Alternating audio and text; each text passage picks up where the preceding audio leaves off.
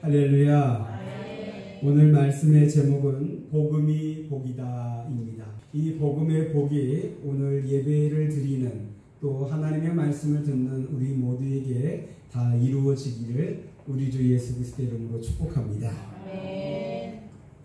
여러분, 야곱은 이제 하나님의 명령에 순종하여서 세겜을 떠났습니다. 세겜을 떠날 때 우상을 다 땅에다 묻고 그리고 몸을 정결하게 하고 의복을 깨끗한 것으로 갈아입고 도망자로서 간 것이 아니라 하나님께 예배하는 자로서 베델로 향해 올라갑니다. 세겜에서부터 베델까지는 거리가 약 40km 정도 됩니다. 이제 걸어서 하루길 정도입니다.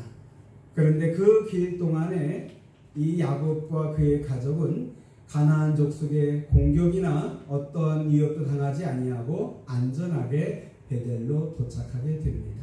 하나님의 보호하심이 야곱과 함께한 줄로 믿습니다. 아멘. 그렇게 예배하러 나오는 베델을 보호하신 것처럼 예배하기 위해서 나아가는 저와 여러분들을 하나님이 보호하실 줄로 믿습니다. 아멘.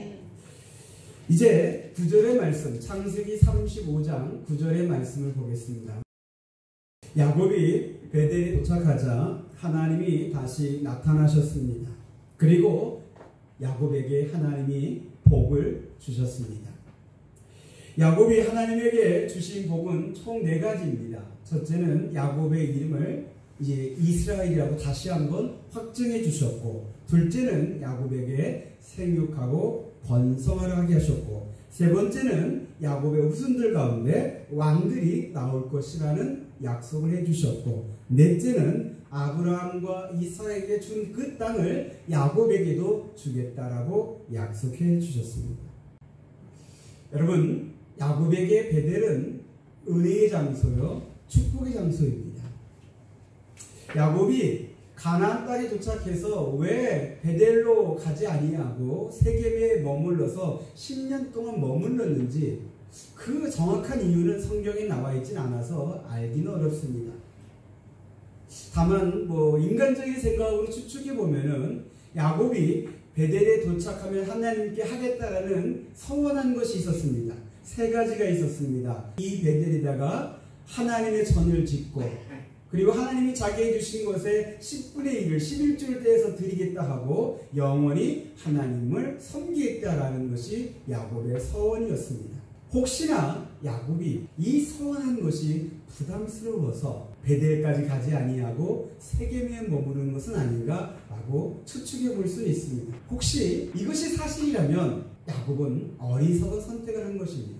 왜냐하면 하나님께서 야곱으로 올라가라 하신 것은 야곱에게 11조를 받고자 함이 아니었습니다. 오늘 말씀을 보시면 아시겠지만 하나님의 전을 세우지도 않습니다. 그런데 야곱이 베델에 도착하자마자 하나님은 다시 나타나시더니 야곱에게 복을 주시는 거예요. 하나님께서 야곱을 베델로 부르신 것은 뭘 받고자 함이 아니라 야곱에게 뭘 주시고자 하시는 거였어요?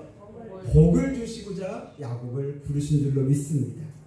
성도 여러분, 베델은 하나님의 집입니다. 하나님의 집에서 하나님이 복을 주시는 줄로 믿습니다. 야곱의 경우와 마찬가지로 오늘날 우리 성도들이 11조나 또 다른 일들로 말미암아 하나님의 집에, 하나님의 전에 나아가지 못한다면 그것은 그 사람에게 손해이고 안타까운 일이고 비극이 될 수도 있습니다. 시험이 들어서 교회를 못 나가고 또 코로나로 인해서 교회를 못 나가는 일들이 많아지면서 점차 세겜에 머무는 기간이 많아지는 성도들이 많습니다. 이제 다시 베델로 올라오라는 하나님의 음성을 듣고 주의 집으로 하나님의 전으로 다 나오는 그런 회복되는 은혜가 우리 한국교회에 이루어지기를 소망합니다. 하나님의 집에 와서 하나님을 예배하는 것이 복이 됩니다. 야곱이 하나님의 집에서 복을 받은 것처럼 하나님의 전에서 예배하는 성도들에게 하나님의 복이 임하게 되기를 우리 주 예수 그리스도 이름으로 축복합니다. 자, 그러면 야곱이 베델에서 받은 복은 무엇일까요? 그것을 네 가지, 아까 네 가지 소재가 정리했는데 이것을 하나로 그냥 요약을 하면 약속입니다. 하나님께서 야곱에게 주신 복은 약속이에요. 생육하고 번성하고 왕들이 오고 땅을 주겠다 하는 것은 다 하나님의 약속들입니다. 여러분, 여기서 우리가 한 가지 주의해서 봐야 할 것은 뭐냐면 복을 주겠다고 약속하신 것이 아니라 복을 주셨는데 그 복이 약속이에요.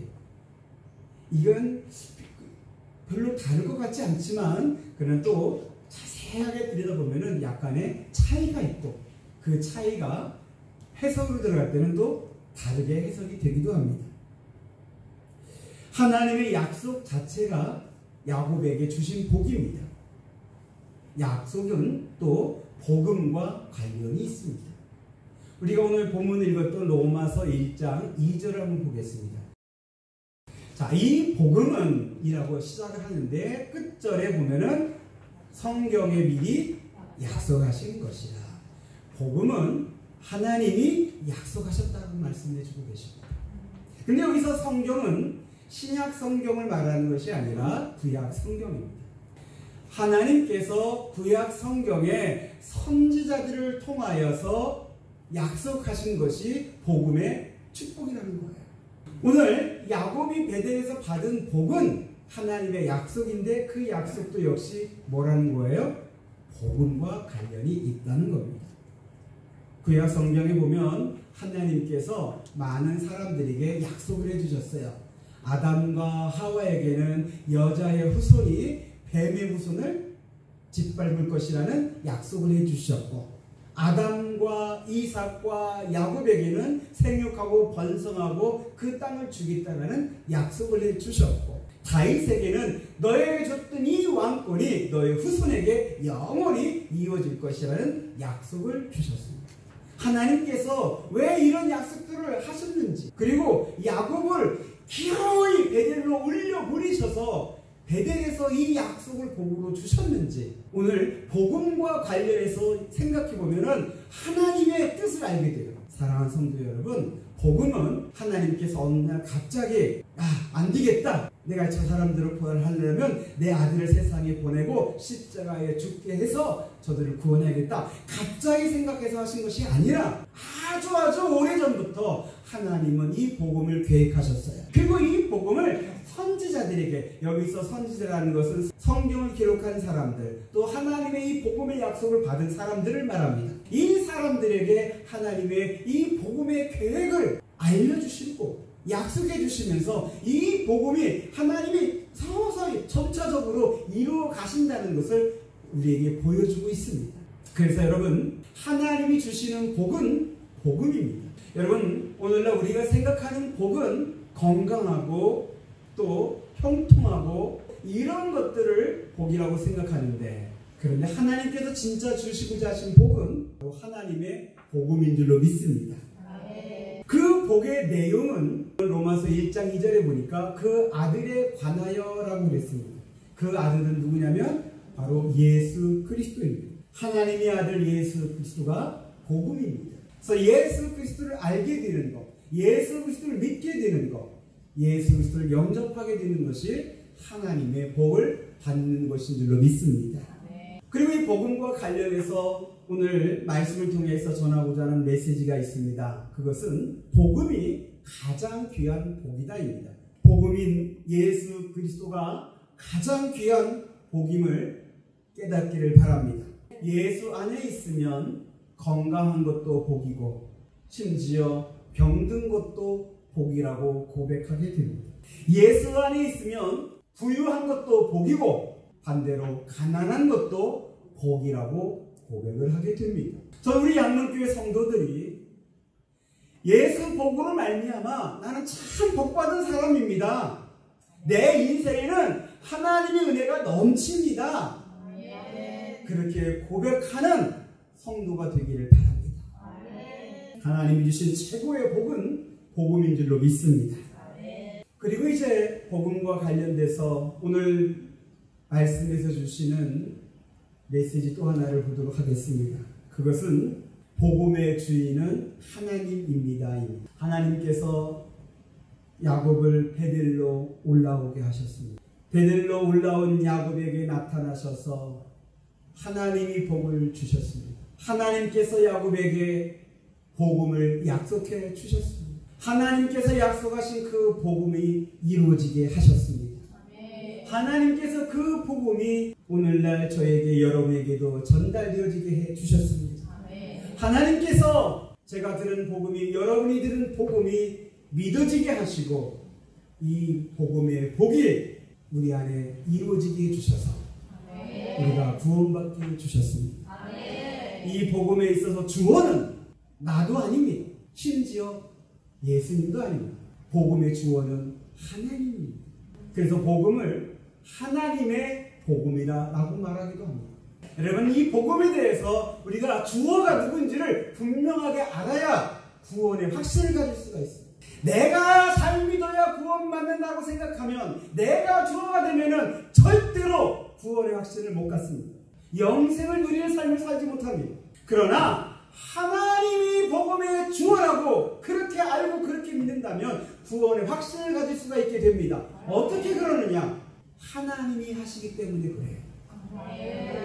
하나님이 하시면 됩니다. 여러분, 오늘 말씀에서 보시면 알겠지만 야곱은 이 복음의 복을 받을 만한 자격이 못 돼요.